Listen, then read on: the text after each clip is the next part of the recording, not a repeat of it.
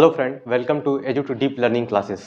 Friend, आज है 13 अप्रैल और मैं राजीव रंजन आपको आज 13 अप्रैल इतिहास की सबसे महत्वपूर्ण घटित घटनाओं के बारे में दो शब्द कहना चाहता हूं।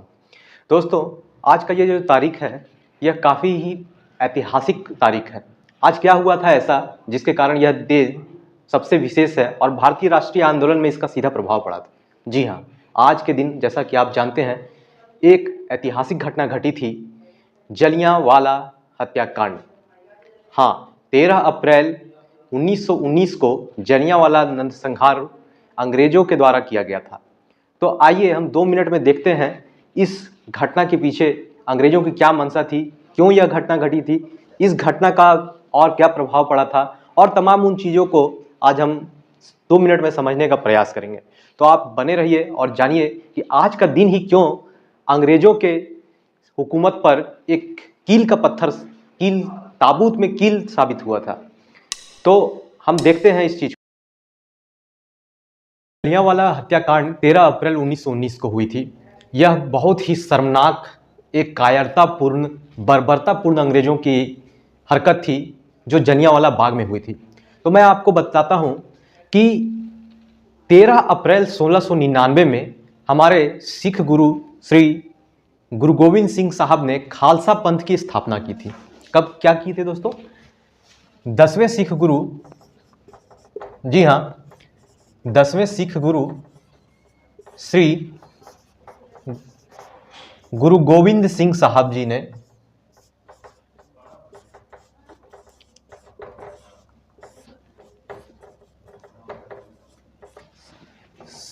ने खालसा पंथ की स्थापना की थी।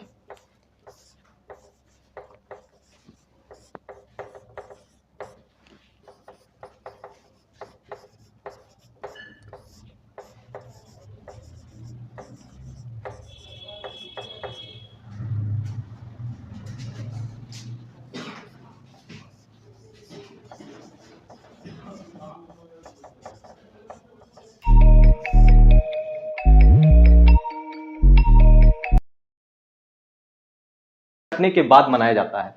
तो इन्हीं सब के आलोक में और डॉक्टर सैफुद्दीन किचलू और सत्यपाल के गिरफ्तारी के विरोध में 13 अप्रैल 1919 को सिख समुदाय के बच्चे, बूढ़े, नौजवान सभी अमृतसर गुरुद्वारे से महज 500 मीटर की दूरी पर एक जगह, एक बाग है, जलियांवाला बाग।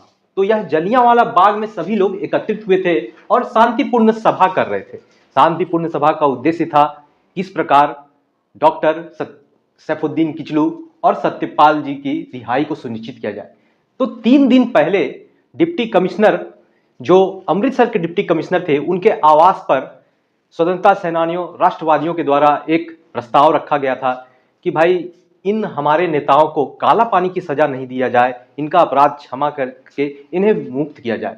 पर अंग्रेज इस बात को नकारते हुए आंदोलन को बर्बरतापूर्ण कुचल लेना चाहते थे। और ऐसा क्यों करना चाहते थे, इसके पीछे एक शब्द, एक लाइन में समझेंगे कि जब प्रथम विश्व युद्ध समाप्त हुआ था तो हमारे 43,700 सैनिक उस विश्व युद्ध में ब्रिटिश सरकार के विरुद्ध के साथ लड़े थे। लेकिन उन्हें उम्मीद थी कि ब्रिटिश सरकार अब भारत पर नरमी का संदेश देगी, उन्हें कुछ सहायता प्रदान करेगी, उनके देश को आजादी दिलाएगी, उन्हें स्वायत्तता दिलाएगी, उन्हें स्वतंत्रता दिलाएगी। पर इसका विपरीत हुआ। सर सिडनी रॉलेट जो एक जज थे, उनके नेतृत्व में एक आयोग का गठन कर दिया गया, सेडिशन आयोग। जी हाँ, आज भी हम सेडिशन के विरुद्ध में आए दिन अखबारों में समझते रहते हैं। उस समय का ही सेडिशन है दोस्त, देशद्रोह कानून।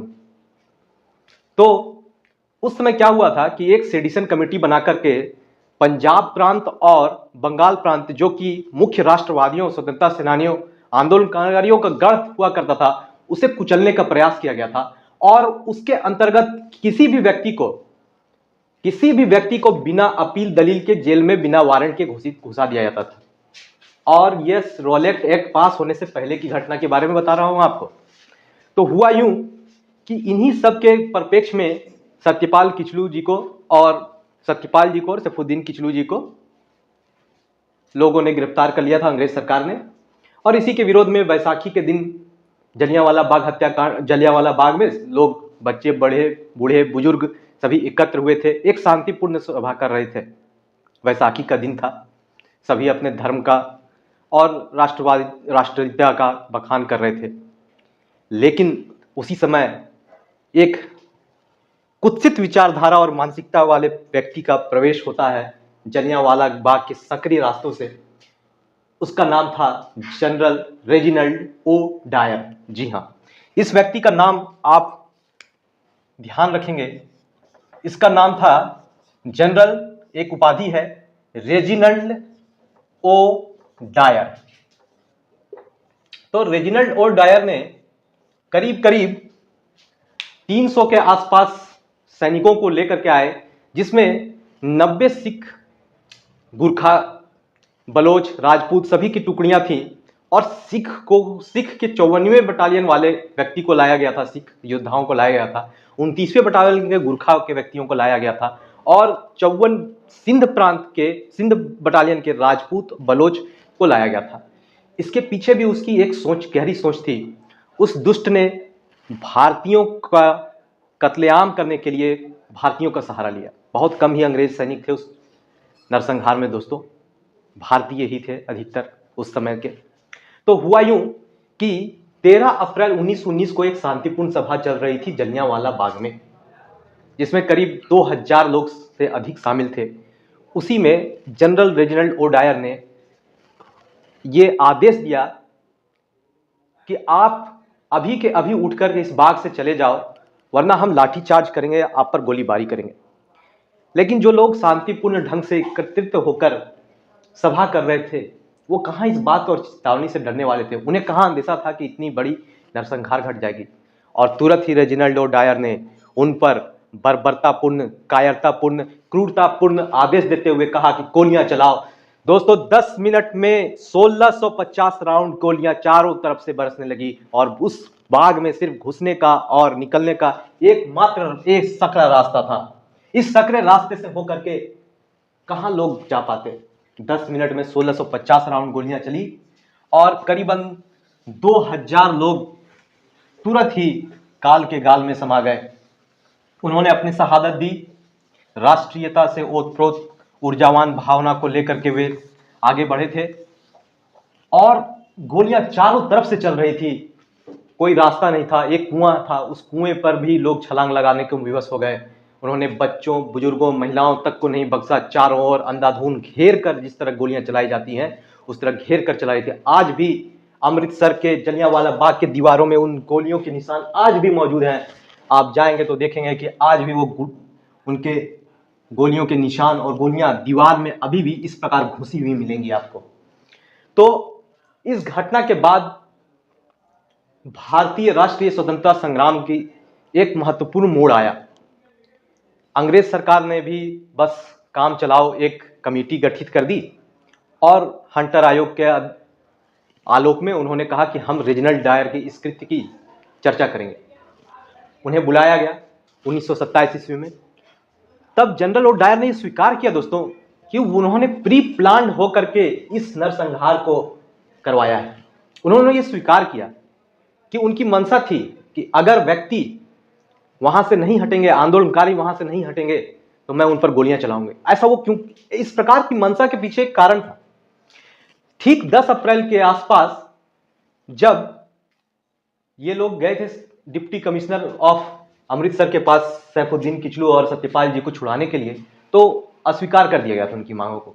इसके विरोध में कुछ भारतीय तत्वों ने सड़कों और रेलगाड़ियों को बाधित किया। कई जगह इक्का दुक्का जगह आगजनी हुई थी, और 5 यूरोपीय भी मारे गए थे। इस बात का खुन्नस, इस बात का दुख, इस बात का संताप, इस बात का क्रोध जनरल ओ डायर के मस्तिष्क में इस प्रकार था कि वह बदला लेना चाह रहा था, और बदला लिया इस कायरतापूर्ण घटना को अंजाम देकर के। उसके इस कृत्य की पूरे विश्व में बहुत ही गहरी आलोचना हुई। House of Commons, House of Lords में भी इसकी चर्चा हो रही थी। परंतु एक आश्चर्य की बात है, उस समय की ब्रिटिश सरकार के राजनीतिज्ञों की मंशा को समझिए। हाउस ऑफ कॉमन्स में कह दिया गया कि बहुत ही अच्छा कार्य किया तुमने रेजिनाल्ड डायर, तुम्हें सराहा जाता है।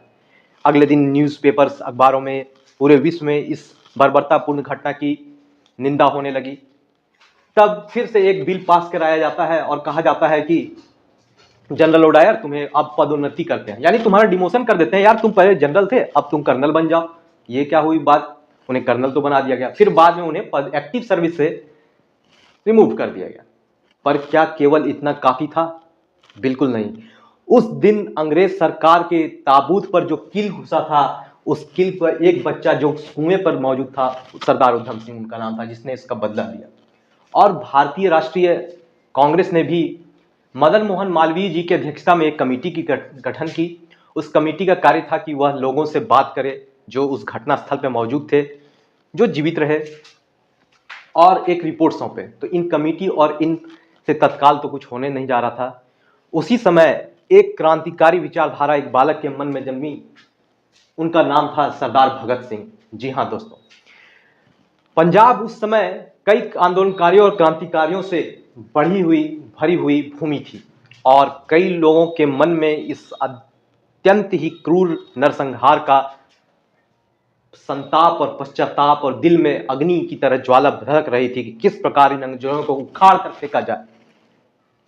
आप सोच सकते हैं दोस्तों कि कितना ही विभत्स घटना घटी थी कि 2000 से ऊपर लोग वहां पर शहीद हो गए, और सरकार बता रही है, सरकारी आंकड़ा, ब्रिटिश सरकार बता रही है कि केवल 147 लोग मृत हुए हैं। और आज भी अगर आप जाएंगे जलियांवाला बाग, तो वहां 388 लोगों का नाम दर्ज है। सरकारी दस्तावेज में 467 आदमी का नाम दर्ज है कि उन्होंने उस दिन अपनी शहादत दी थी। तो क्या आप समझते हैं कि उनके इस मंशा से, उसकी इस कार्य से उनकी मंशा उजागर नहीं होती कि क्या उनका है? लेकिन फिर भी मैं आपको फिर से बताना चाहूंगा कि 1919 ईस्वी के 13 अप्रैल को घटी घटना ने भारत में राष्ट्रवाद का एक नया बीज, क्रांतिकारी आंदोलन का एक नया संचरण, एक नया प्रवाह स्थापित किया, और पूरे राष्ट्र में अंग्रेजों का विरोध आरंभ हो गया। और आप जानते हैं कि तुरंत ही इस घटना के बाद अंग्रेजों की सरकार हिल गई, उनका सिंहासन हिलने लगा, डरमराने लगे। इंग्लैंड तक आवाज गई कि उनका अब भारत में ज्यादा दिन नहीं रह गया है। तब उन्होंने क्रूरतापूर्वक एक चाल चली, एक लोमड़ी की दिमाग सातिर चाल चली। वे भारत में विभिन्न तरह के सुधार आंदोलन आयोग लाने लगे, भारतीयों को कुछ संतोषजनक पारितोषिक देने का काम करने लगे। पर यह चला नहीं जाता, क्योंकि भारत के नौजवान अब भारत को आजाद कराने के लिए, भारत को स्वतंत्रता दिलाने के लिए कमर कस करके खड़ा हो चुके थे। और मैं आपको नाम बताना चाहूंगा, चंद्रशेखर आजाद, राम प्रसाद बिस्मिल और सरदार भगत सिंह, उधम सिंह और अनेक अशफाकुल्ला खान साहब, राम प्रसाद बिस्मिल जी, अनेक क्रांतिकारी लोग मजबूती के साथ एकत्र होकर के एक अलग विचारधारा की ओर बढ़ते हुए, जो गांधीवादी विचारधारा से अलग थी, बढ़े और देश को स्वतंत्र कराने के लिए एकजुट हुए। सुभाष चंद्र बोस ने आगे जाकर के भी इसी विचारधारा को बढ़ाया और आजाद हिंद फौज की स्थापना की। और फिर आप जानते हैं कि किस प्रकार 15 अगस्त को भारत एक स्वतंत्र संप्रभु राष्ट्र के रूप में आजाद हुआ। तो मैं इन सभी को समेटते हुए फिर से एक बार आपको शॉर्ट में बता देता हूं कि 13 अप्रैल 1919 को जलियांवाला बाग हत्याकांड रेजिनाल्ड ओ डायर के बर्बरतापूर्ण एक्ट से हुआ। उन्होंने निहत्तों पर गोलियां बरसाई, कई लोग शहीद हो गए।